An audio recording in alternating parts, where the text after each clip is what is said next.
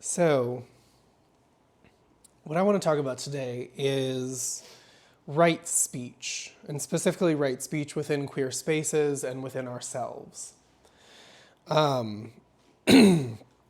So, before I can dive into that, I have a couple of quotes that I want to offer, and we'll open up with a little bit of journaling as well. So, sticks and stones may break my bones, but words can never hurt me. Right? We've all heard that. We all know that's not true. It's an interesting quote that's out there. And then this one is from John Waters, because I was looking for queer-specific quotes as well. Humor is how you change people's opinions, and if you can make someone laugh, they'll listen even if they hate you.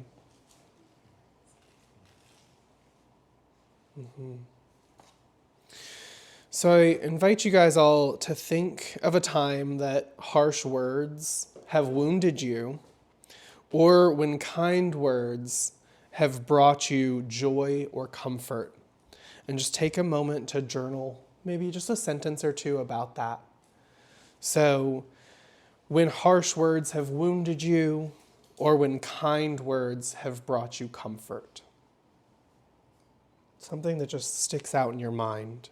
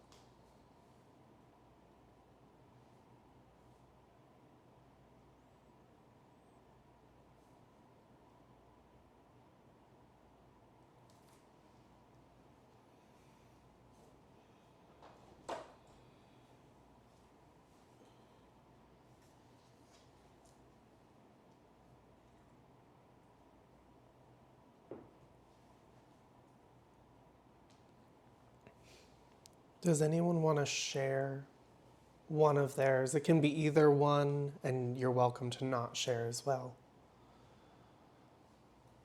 Yeah, Reese. I am forced by the harsh inner monologue and soften when I remember kindness instead.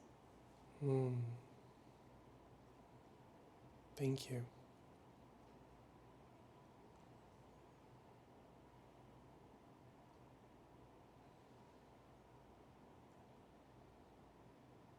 Anyone else want to share?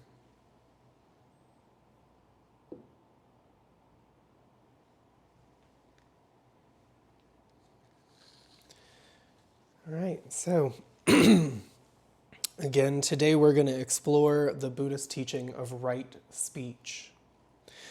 Not so much as a rigid rule, but more as a guideline for our mindfulness practice and for our inclusivity that we're trying to bring not only into this retreat, but into our lives for our fellow queer community. So before we can jump into right speech, we need to lay a little bit of the groundwork. So right speech is part of the Eightfold Noble Path, but that is also a part of a precursor, which is the Four Noble Truths. So the Four Noble Truths are the framework or main stage of the right speech runway. It is the core teachings of Buddhist philosophy, and they are the truth of suffering, or dukkha in Pali, which means that there is suffering in this world. Suffering exists. The origin of suffering, samudaya, which is all suffering stems from attachment and craving. the cessation of suffering, nirodha, which is that there is a way to end all suffering. And that way is enlightenment. That way is freedom from suffering. And the fourth is the path leading to the cessation of suffering, which is Magga, not MAGA. Magga, two G's. And that path is the Eightfold Noble Path. So the path that leads to the cessation of suffering is the fourth noble truth, is the Eightfold Path, also known as the 8 spokes of the Dharmic wheel. And already you can start to notice that in Buddhism, they love numbers. Every single list of things that you're supposed to follow, that you're supposed to learn and do, is numbered. There are plenty of numbers within the practice. So the Eightfold Noble Path, the middle way, is another term for that, lays out everything that you need in order to find freedom from suffering. It's sort of each category that you need to win in order to win the total crown of enlightenment. I put in my notes, to win the pageant of karma. So the Eightfold Noble Path, the middle way, is right understanding, right thought, right speech, right action, right livelihood, right effort, right mindfulness, and right concentration. And I encourage everyone to explore each one of these. Each one of these can be a total retreat, a total weekend or week-long discussion. As you dive into each one, you'll notice there's so much depth to what they all mean. But to take them one step at a time. So don't try to do all 8 right off the bat. Try to take them one step at a time. Try to hone in on one for maybe a couple weeks to a couple months. Maybe you make it your whole practice for a few years before moving on to another one of the steps on the path, so that you can deeply understand it. And then when you do move on to another step on the path, you're able to still live that previous step. You can do them in order. You don't have to do them in order. Some of them will build upon each other, especially when you talk about right effort, right mindfulness, and right concentration, right? If you've built up the effort and you've built up the mindfulness, you already have the concentration. So some of them will build on each other, but take it one step at a time. Notice what it brings up for you. Notice where it takes you.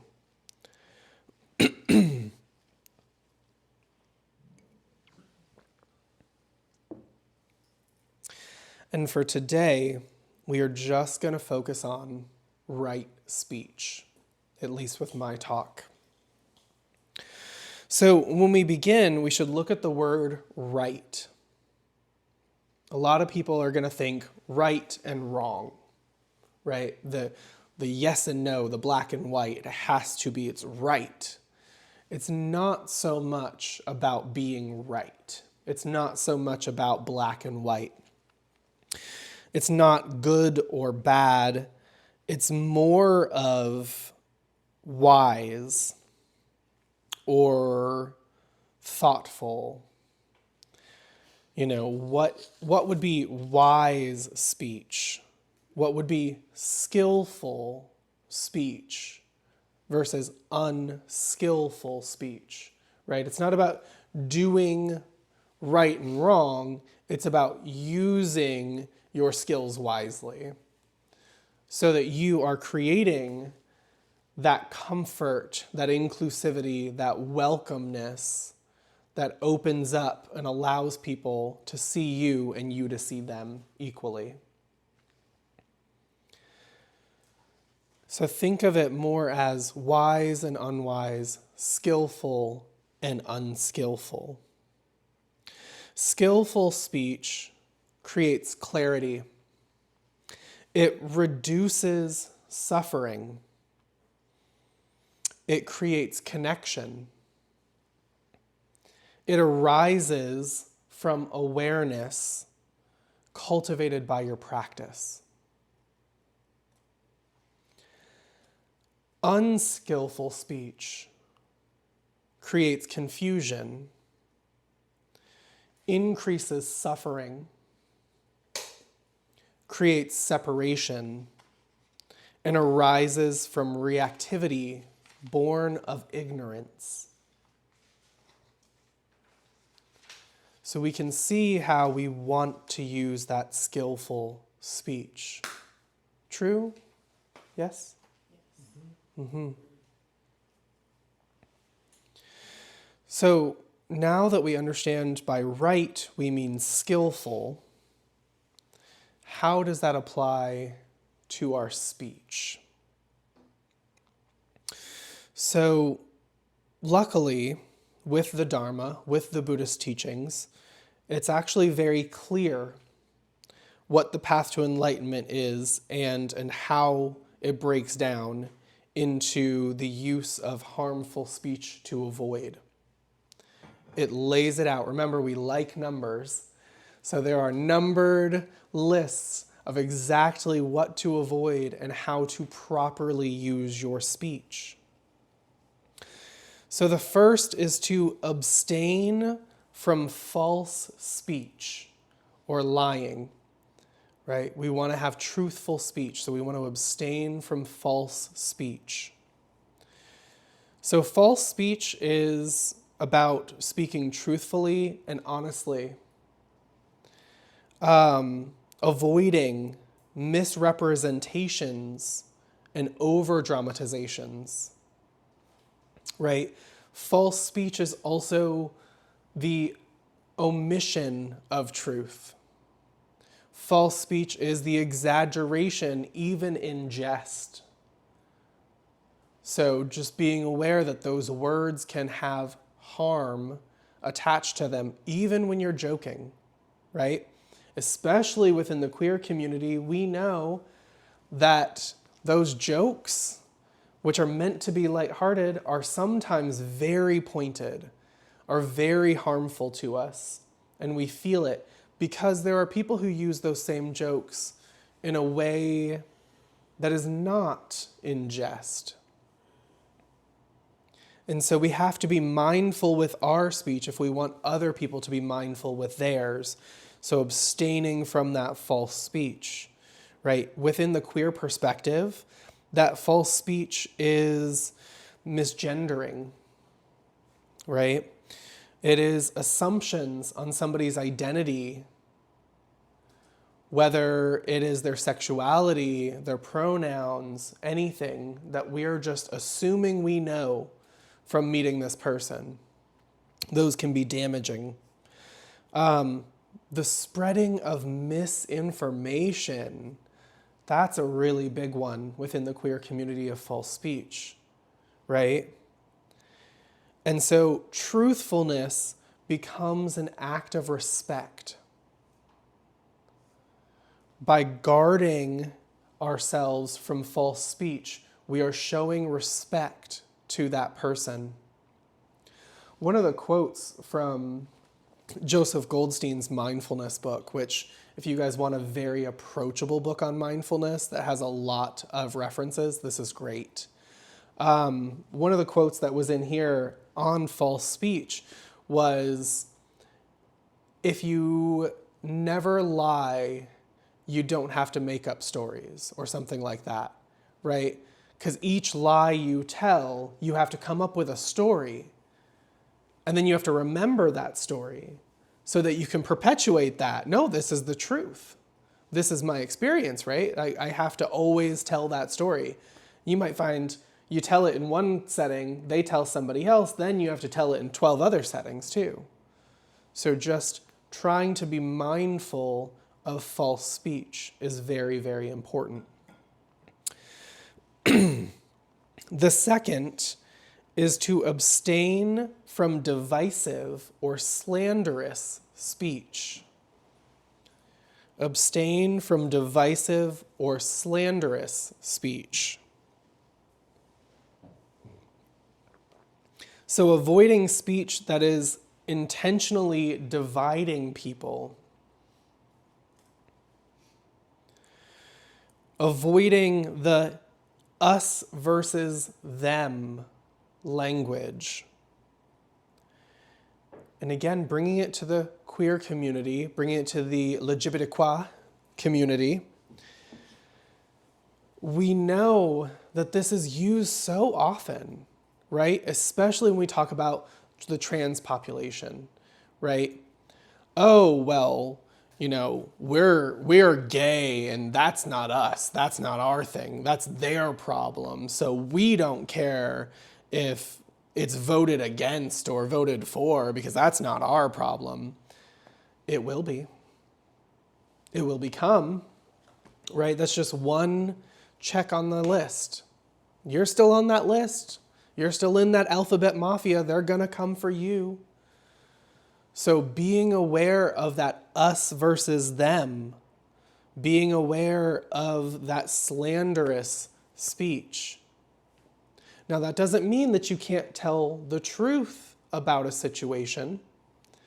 In a little bit, we'll talk about gossip and how that's involved in this as well.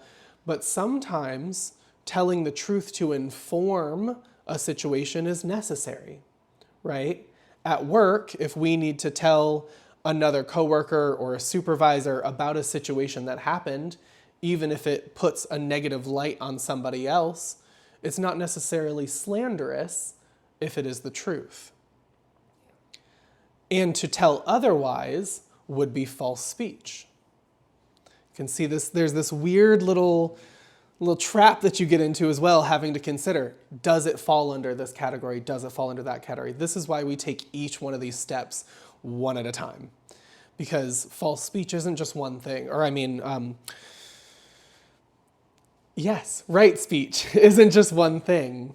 It's so many pieces that if you tried to do this and right action, right thought, right livelihood all at the same time, you're going to get overwhelmed.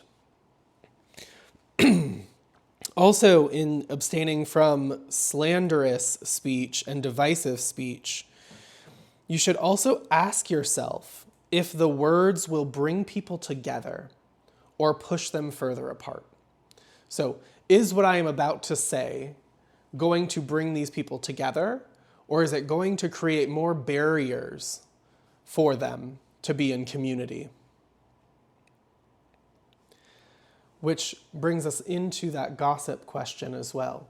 Is this gossip that I'm going to share going to help bring this community together, or am I going to break it further apart? It's a question of intention as well.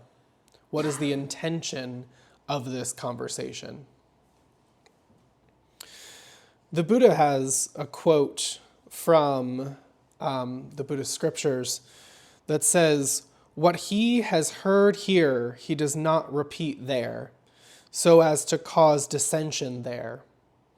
And what he has heard there, he does not repeat here, so as to cause dissension here. Thus he unites those who are divided, and those who are united he encourages. Concord gladdens him. He delights and rejoices in concord, and it is concord that he spreads by his words." and that is specifically talking about the act of right speech within the Buddhist Sangha, within the group of monastics who would be studying together. But you wouldn't go from this grove of monastics sitting together over to this one and, oh, well, over there, he taught me this thing and you're saying something else, right? You would be unifying. You'd be one specific front within that. And you wouldn't share that information because it's not necessary. If they need to know what's going on over there, they can go over there, find out for themselves firsthand. True? Yeah, keep silence. Which that'll be in the last of these, that'll really come in strongly, keeping that silence. So the third of these 4 steps to right speech is abstaining from abusive or harsh speech. Abstaining from abusive or harsh speech. So we are asking ourselves, are our words intended to wound? Because if our intention is to wound somebody, we should keep silent. We should keep that to ourselves. It's not going to help anything. It's not about avoiding conflict, though, or a lack of boundary setting, right? Because again, within the queer community, we have to set a lot of boundaries with our family, with the general public, if you will, for a lack of better term, for people who are outside of this understanding that we have. We have to set those boundaries. Here's what you can and cannot say to me. Here's what I'm okay with. So abstaining from harsh or abusive speech does not mean that you can't engage in an argument. It does not mean that that isn't sometimes necessary. It's just saying, let's be aware of when our harsh speech that we're using is intentional to harm somebody.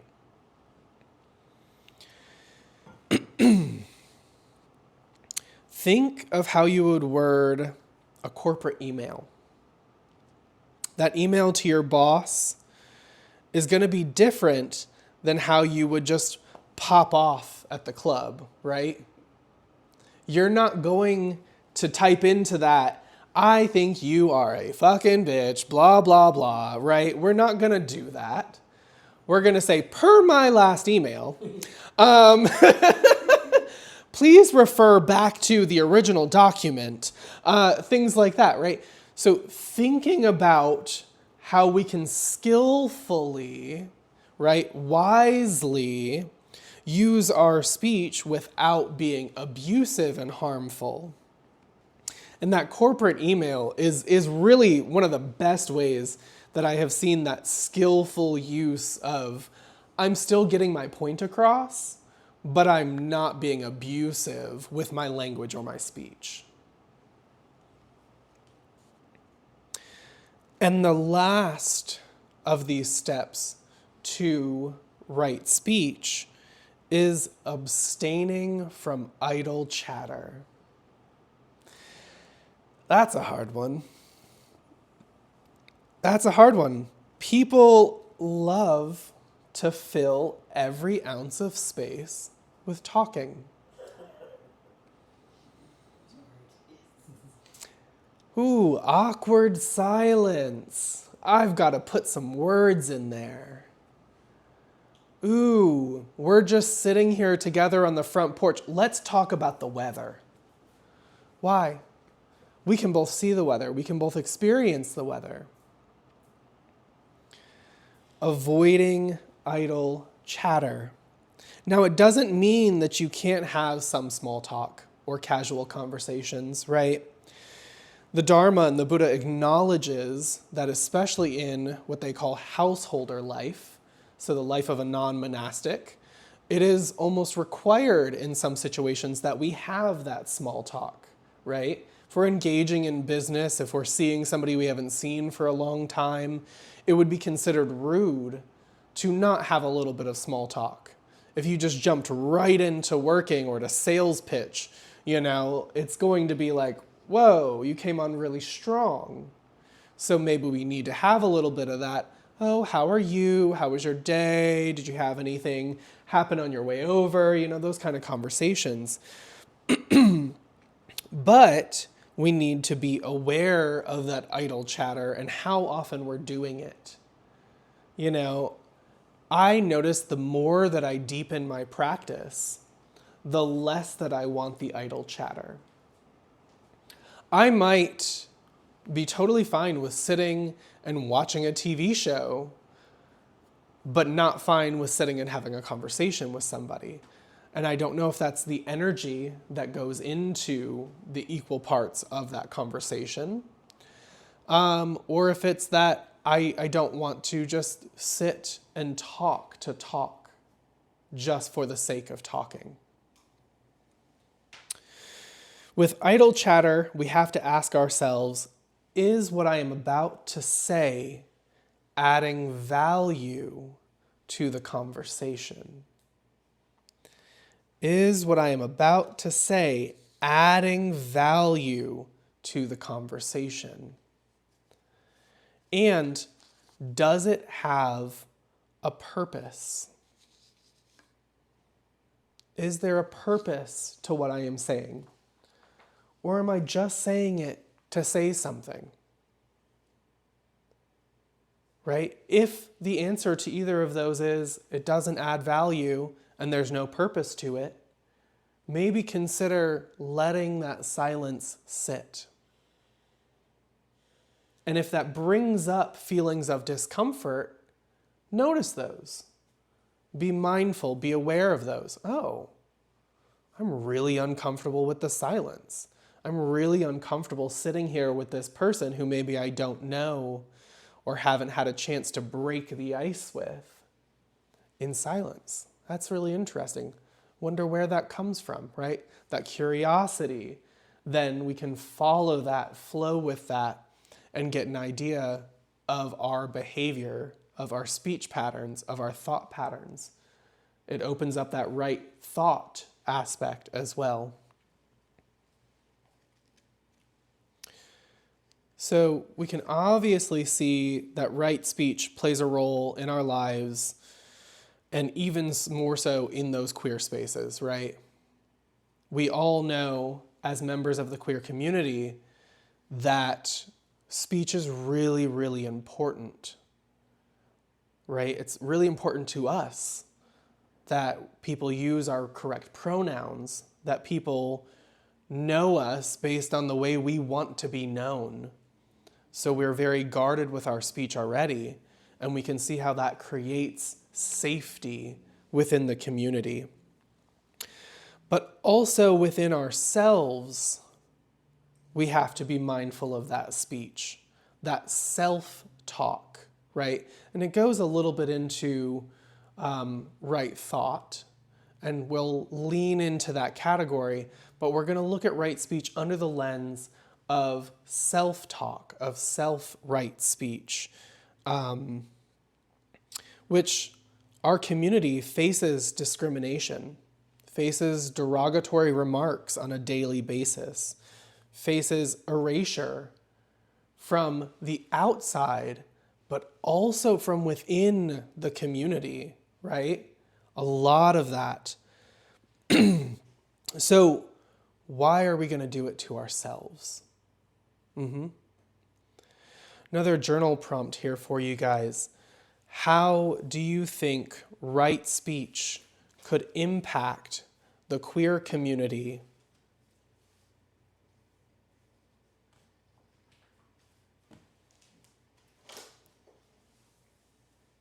How do you think right speech could impact the queer community? That can be the use of right speech. It can just be this sort of lesson on the impact of this speech. But how do you think it would work within the queer community?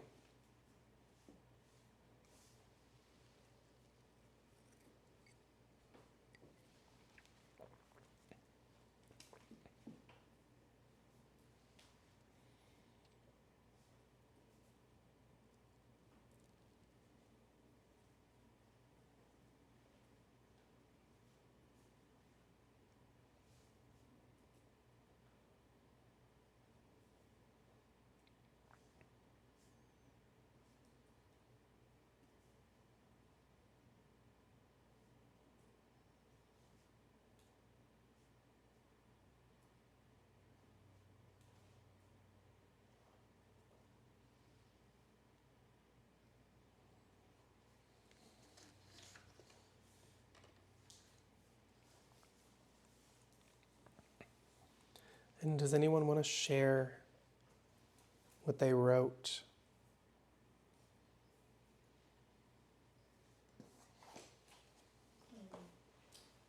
It makes the community more inclusive and I said united, but cohesive. Yeah. What was that? It makes the community more inclusive and also, let's not use by united, but that's what I meant. More inclusive and united. More inclusive and united, yes. I was thinking it'd be affirming. Mm, Like, I see you. absolutely. Affirming. Bringing the title of the retreat into the retreat. Oh, true. True. I didn't think about that.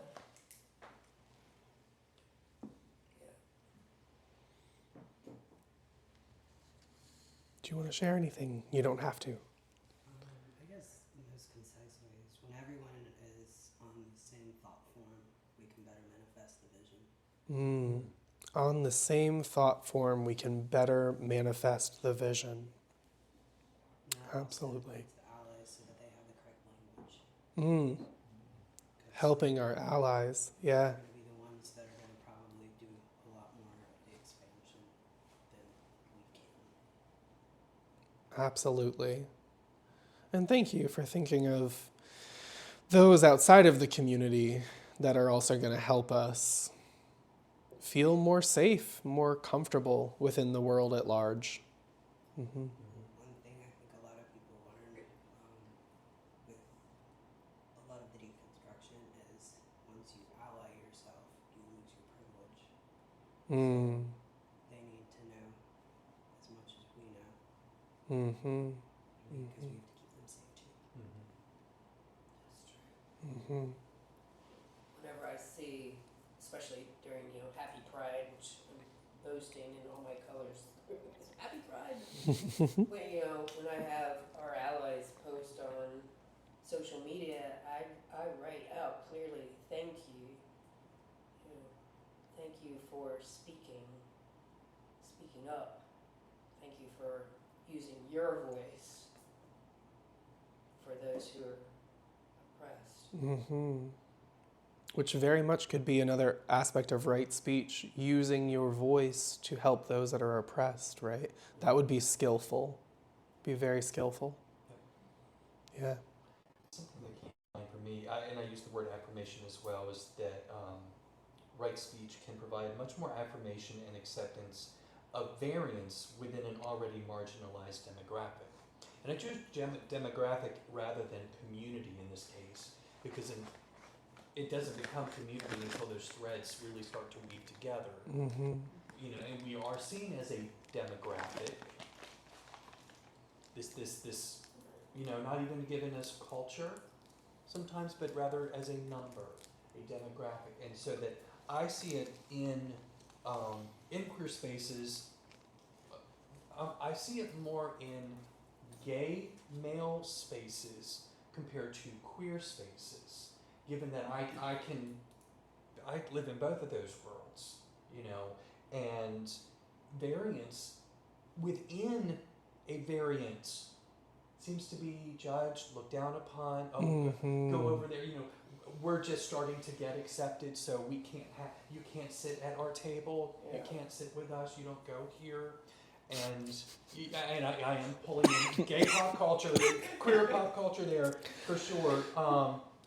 But that is something I think with right speech is that we can learn to listen a lot more and learn to see how those variances give us more texture.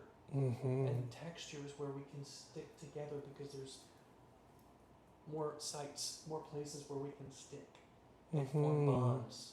It's not just this slick, all one thing, homogenized place or space. Yeah. Absolutely. Yeah. Thank you for speaking to that. Mm-hmm. Yeah, thank you. Mm-hmm.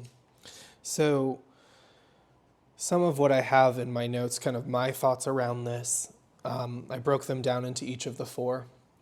So, truthful speech can validate how others identify without judgment. It creates trust and safety. It fosters an atmosphere of honest expression, right? Non-divisive speech honors the diversity within the queer community. It creates a cohesive and defensible group, right? Because when we are divided, we fall. United, we stand, right?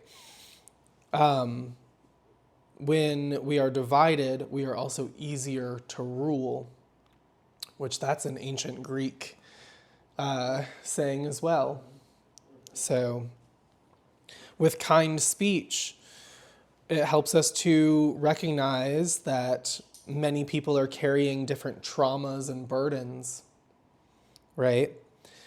We can ask ourselves if we're trying to be understood or if we're trying to win. Are we, right? And it keeps people coming back and feeling like they can share without scrutiny. Gives them a place. And meaningful speech, so that avoiding idle chatter, means that not every silence must be filled. Not every thought must be shared. It allows those who fade into the background to not be upstaged by those who are always outspoken. Right? That step forward, step back rule that we were talking about. That idle chatter, if we always are talking and filling the space, if we're always saying, look at me, I'm over here, I have the most to say, then somebody who doesn't have a lot to say is not going to get heard. They're not going to get seen. And then they are not going to feel like a part of the community. And it leaves room for reflection and vulnerability. Leaves room for reflection and vulnerability.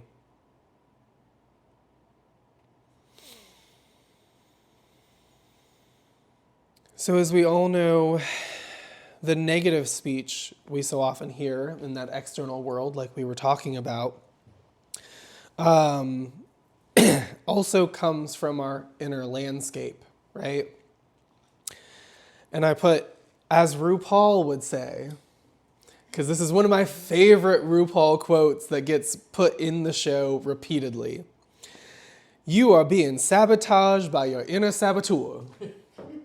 Right? So it is you who are proliferating this I'm not enough mindset and attitude, right? So another journaling prompt here.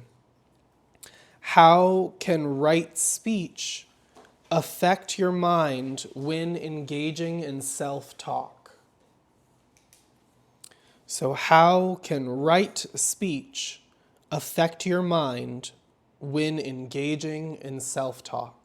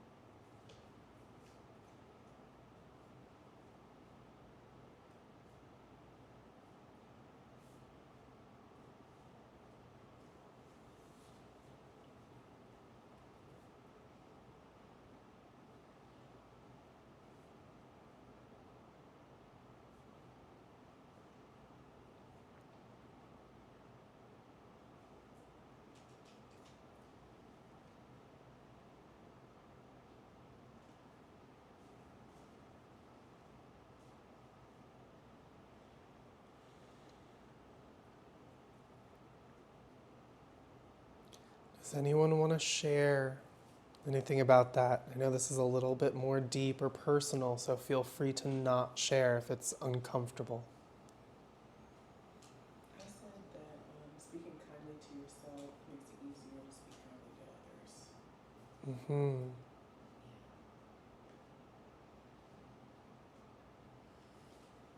Absolutely. I think how we speak to and of ourselves is directly tied to our self-esteem. Mm-hmm.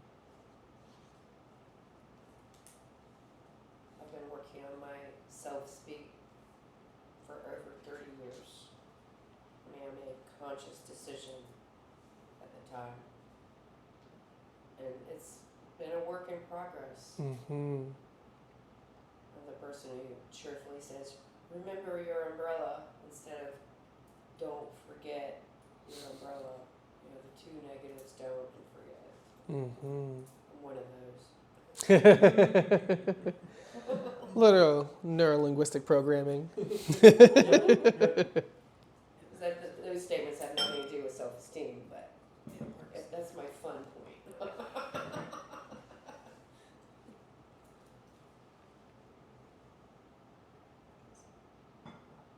your reality is crafted by language. If you aren't using right speech with yourself, you create the reality that you believe you're in.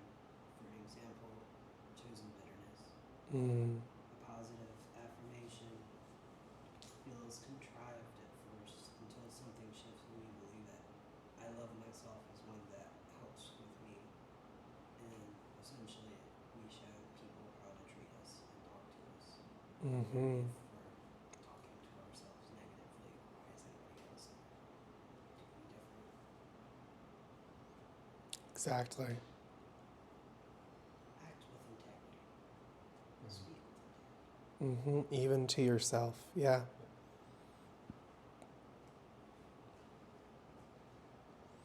Phoenix, did you have anything that you wanted to share? I just had a few key words, because in right speech, I find that we fortify, clarify, support, encourage, and motivate ourselves.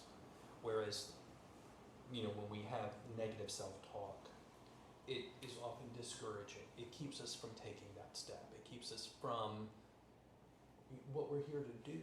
Mm-hmm. Whereas that self-talk, skillful speech to ourselves really encourages us to keep doing what we're here to do.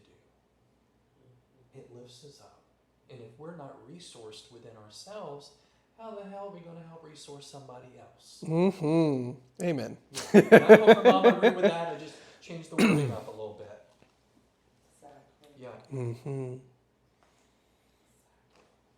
A great way to resource within yourself is to maintain that silence. Because when you have a lot to say, when there's a lot going on inside you, and you maintain that silence and process through it, you find ways of, okay, I'm angry, I'm sad, I'm whatever, elated even, and if I don't go and spit it out to somebody else, it has to live in my body. And, how does it live in my body, and how can I get it to not live in my body because I can't tolerate this joy or this anger or this whatever, but beyond a certain point. So you learn how to resource that. That does not mean to do it beyond a point that feels safe or secure, because when those times come up, it is helpful to resource with another person, somebody else who's also doing the work or who has done the work. So, with false speech, looking at ourselves here, are we using phrases like, I'm too much, I'm not enough, I don't belong, something is wrong with me? Right, what stories are we overcoming? Can we see those external sources of that negative speech? Can we see where that came from to start with? It's always a question. Where did this come from to start with? With divisive speech, how are you dividing yourself? Are you rejecting parts of your body? And we're not talking about gender dysphoria, right? When we talk about rejecting parts of our body, but we're rather talking about more self-image and self-acceptance, right? Gender dysphoria is an absolutely real thing that does make us feel divided from our bodies on its own. So we're not talking about getting rid of that except in the healthier sense, in affirming our own bodies. Are we rejecting part of our identity, part of who we are, in order to make others feel more comfortable, in order to fit in or mask? Are we singling ourselves out from the greater community by thinking that there's no way that anybody else could possibly understand what I'm going through?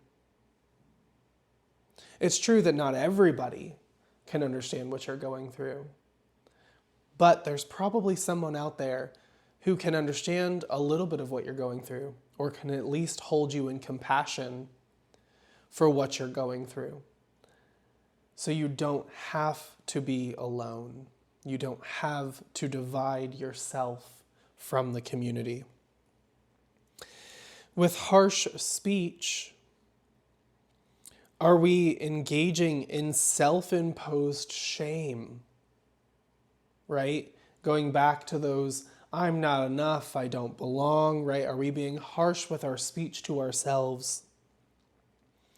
Are we being overly critical of our thoughts, ourselves, or our actions? Right? It's okay to say like, oh, I shouldn't have done that. It's okay to be like, oh, maybe I'll do that better next time, whatever.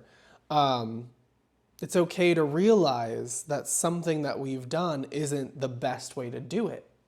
But then to berate ourselves over that for the next day, week, month, that's where it becomes toxic behavior. That's where it becomes painful experiences that lead to self-imposed trauma. Ask yourself, would you ever speak to your best friend in that way? So as you start to say things to yourself, ask yourself, would you ever say that to your best friend?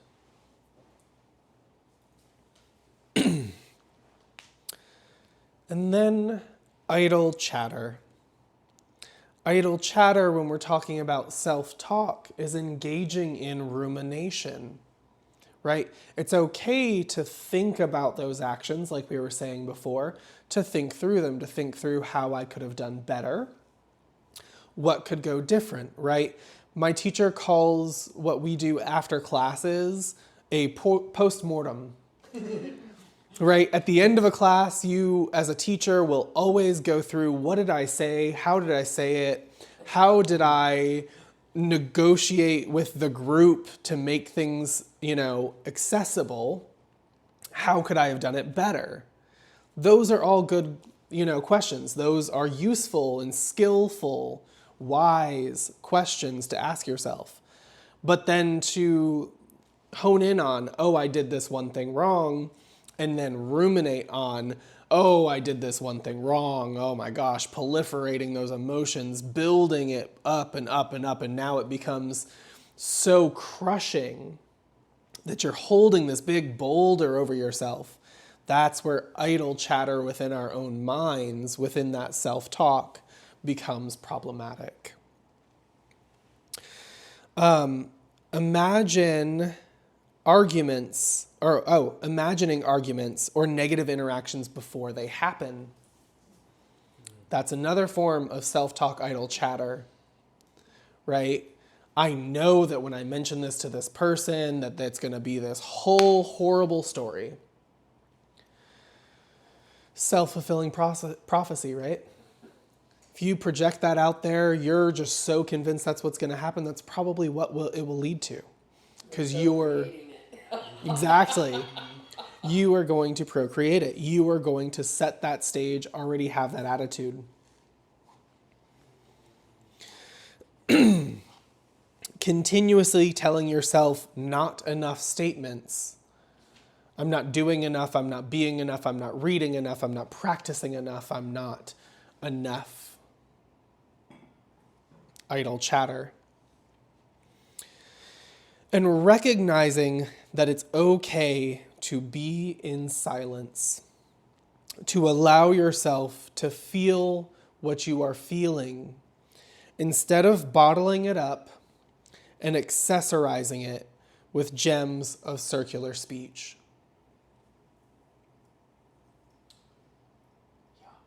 Mm-hmm. That was a good one. I love when teachers are both like, oh, yeah. Would you mind repeating it then? Yeah. Recognizing that it is okay to be in silence and feel what you are feeling instead of bottling it up and accessorizing it with gems of circular speech. Mm-hmm.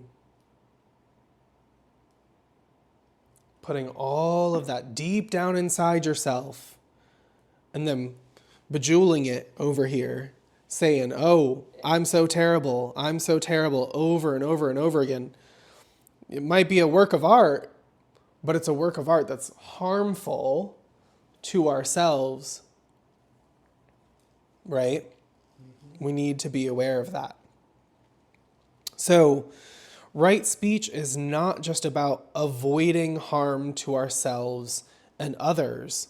Rather, it's about creating a safe and effective environment for growth and development.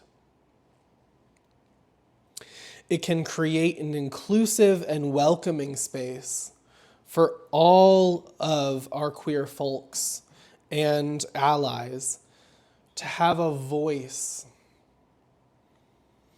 to be seen, to be themselves.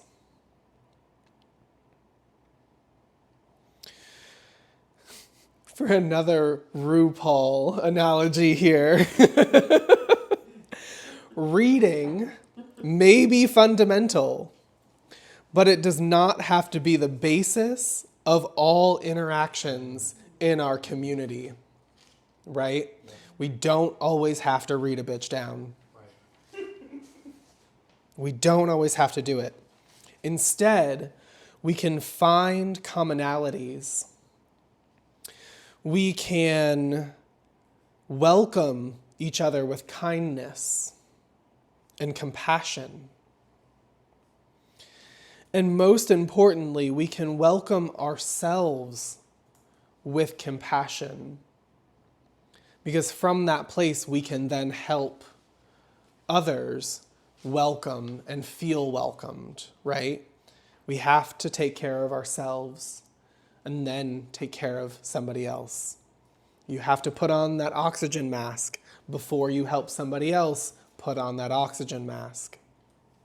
Make sure you're doing the work if you want to then help other people do that work. So, before speaking, ask yourself these 5 things. Ask yourself, is it kind? Is it beneficial? Is it true?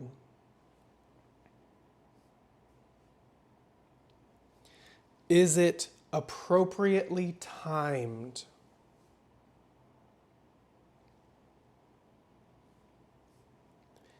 And does this speech move myself and others